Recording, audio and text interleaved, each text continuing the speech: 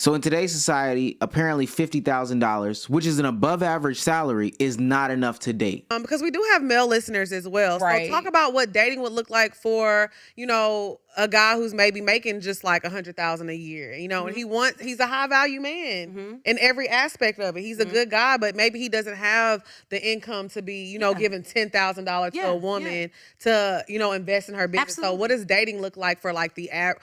$100,000 is not even the average person. Let's Let's keep it So real. let's keep it real for the average person who is making $50,000. That's a good person. What does dating look like for them? I swear to y'all, nobody in any of these conversations knows what averages are, knows what money is in a real mindset. Listen, I believe that the Poor Minds podcast makes a good bit of money on YouTube or whatever social media platforms they live on. That's great. Their perspective is so warped now that they think that 50K is average. But it's a Black-led podcast, so let's pull up some statistics. Now, as you can see by this chart provided by the Social Security, which is a government entity, Black men don't start averaging $50,000 a year annually until they reach that 40 to 49 group age range. And I don't think that these people are 40 to 49. So if you're making $50,000, don't date.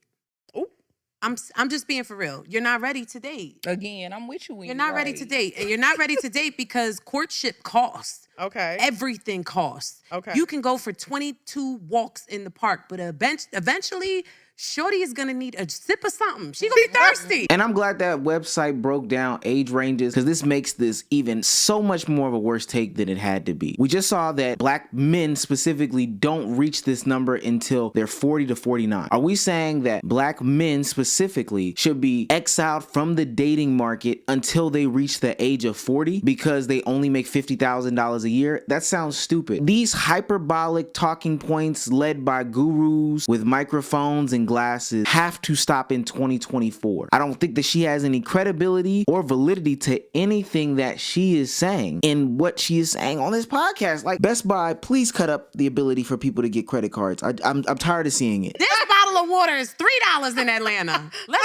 not play. So if you don't have any expendable cash, don't date. And whatever that looks like for you, you might only make $50,000, but you live in a shoe.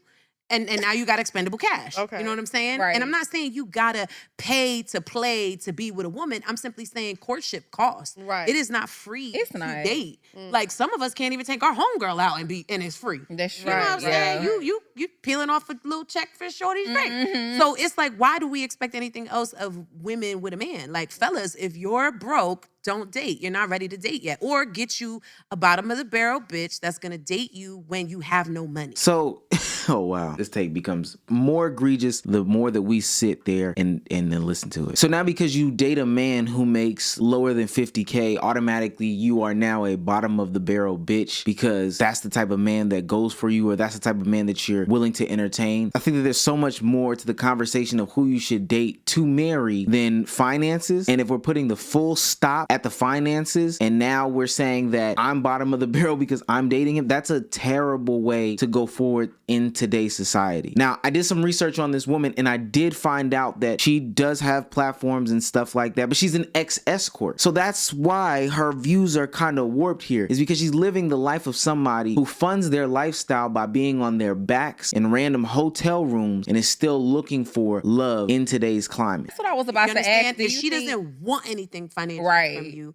if she doesn't have that expectation, and I'm gonna tell you this right now, enjoy it while it lasts, because eventually you're gonna wanna run, because she doesn't stretch you. She doesn't make you the man that you need to become in order to thrive in this world. Right. She doesn't set expectations for you. She allows you to be this stagnant dude in the same jeans for 3 days. One of the things that I hate about these podcasts that are based out of the inner cities, that they have this unrealistic expectation and worldview of what people are. If these are the statistics showing what the average American makes, and we can also look up the statistics for the average Black American woman, we know also that people date within their same financial economic class, then I don't understand who she's giving this advice to. And honestly, I would think that a large majority of the Poor Minds podcast listeners fit into the category from which we are talking about. They aren't making an excess amount of these money. And so when they listen to this is the stuff that turns audience members off from their future episodes and future guests, if at least turns throughout the episode episode, they're just going to shit on you. Not only are you saying that the men aren't shit, they're broke, as this escort said, but now you're saying that the women are the bottom of the barrel. Well, if I'm bottom of the barrel and I'm broke, why would I continue to fund you and your future endeavors? Because the Hormones podcast goes on things like tours, they have merch, etc., etc. Why would I continue to fund you? I'm broke. And what's so crazy about this is throughout our times as children, young adults, teenagers, whatever age group, you see people who are in love and contribute greatly to not only society, but their creations that aren't making these excess amounts of money. Statistically speaking, they know more people who don't make that money that they're talking about. And that's just a simple fact. Now, because they're on their backs, that could be a different conversation. But statistically speaking, there are more examples of relationships and dating that stem from people whose finances are in the ballpark of the ones that they said should not be dating. And they figured out a way for it to work. They figured out ways for men to be greater without it being necessarily tied to finances. They figured out ways for, so the fact that we've deduced this in a generation, in an era where this is the least married demographic, to nothing but money talks and money conversations is totally silly, when previous generations made marriages work based off of things that did not necessarily have to do with making an excess amount of money. I don't know about y'all, but I've dated drug dealers in my past, and that's cute and everything when you're in your 20s. Yeah, I'm 35 years old. Right. I am not dating no damn drug dealer. Don't know who's gonna run up in my door. Don't know what's gonna happen in the streets when we out together. And let's be honest, I don't really know many rich drug dealers, because they live that life. They're spending it. As fast as it's coming, they're spending it. And so you might come up on a little come up in a man that's like, hey baby, here's 20 bands. And if you're smart with it, you'll go do with it what you know you need to do. Right. But when you're with a hustler, you don't. Because the money keep rolling in. You're trying to keep up with the Joneses. He Yeah. take you out. His homies all got girls in Chanel and Balenciagas and whatever. And you like, damn, I need to go get that. And so you go take your little money and you go shopping to make you a little boomerang.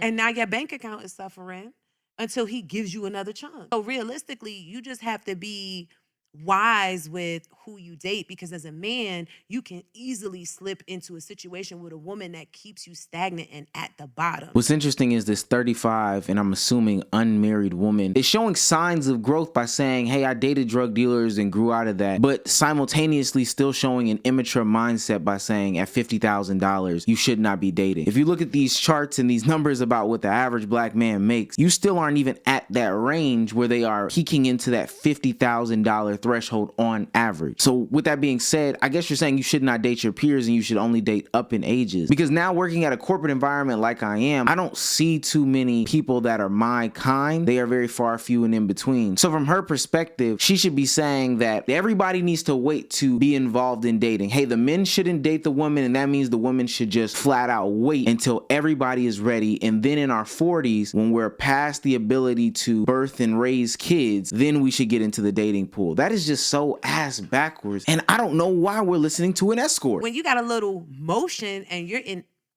action, Right. you can elevate a man easily, one that wants to be. Right. Okay. But if you're making 50K and you're looking for one of these, you're not Ain't getting no that. So she's trying to say that she's an expensive escort. That's all she's trying to say. I think that the average man, or generally a good portion of men in America, aren't looking to pay for sex for the rest of their lives. They're looking for people that they would consider wives. And generally speaking, those are not escorts. It's not about my shoes cost this and my MAC makeup Yeah. cost this. It ain't about that. At It's all. about what experiences can you do for me? How can you elevate me mentally if you're still stuck at 50K and comfortable? Right. 50K Okay, is I see not what you're saying. comfortable. Right. I've made 50K before, and baby, I was getting yellow tags on the door all the time with my electric about to be shut off. It's just I not was- realistic in it's this not economy. fun. Yeah. It's not fun to be at 50. It's not. So for the fellas that's making 50, use this little word to inspire you to tap into the things that you know. Knowledge is the new currency. Right. For real, for real. You could sell knowledge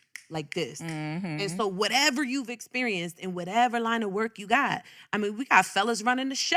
You know what I'm saying? They behind the scenes on the cameras. They can teach all of that to someone else and make money. Look, if her overarching point was that men could and should strive to make more money, I think that that's a pretty valuable message. Hey, you should always look to invest in yourself, expand your knowledge, expand your network, etc. Because you should always strive to make money in an economy in which it's becoming ever more expensive. That just makes sense. But in a a conversation, when you're asked, what can fellas do that make 50K in this dating world? You go to not only bashing them and telling them that they are broke and they shouldn't be dating, you bash the women that most likely patronize and watch the Poor Minds podcast by telling them that they're bottom of the barrel bitches. And then you go on to say that you can't afford her, who is an escort, who I'm pretty sure is unmarried and nobody wants. She could have gave much more constructive criticism that doesn't directly involve disparaging the audience that the Poor Minds podcast has or the average black male American. She could have touched on maybe lowering expectations from the BBL bandits and night walkers and bed spreaders like herself, and probably coming down to somebody on your level and not having those expectations sky high. She could have went into the different levels of romances and values that you should find in a woman, etc. But she turned and said that black men are broke if they make the average salary in America. Let me know what you guys think. I think that this is just a piss poor take, and to be quite honest with you, this is an episode that they should look at deleting as a whole.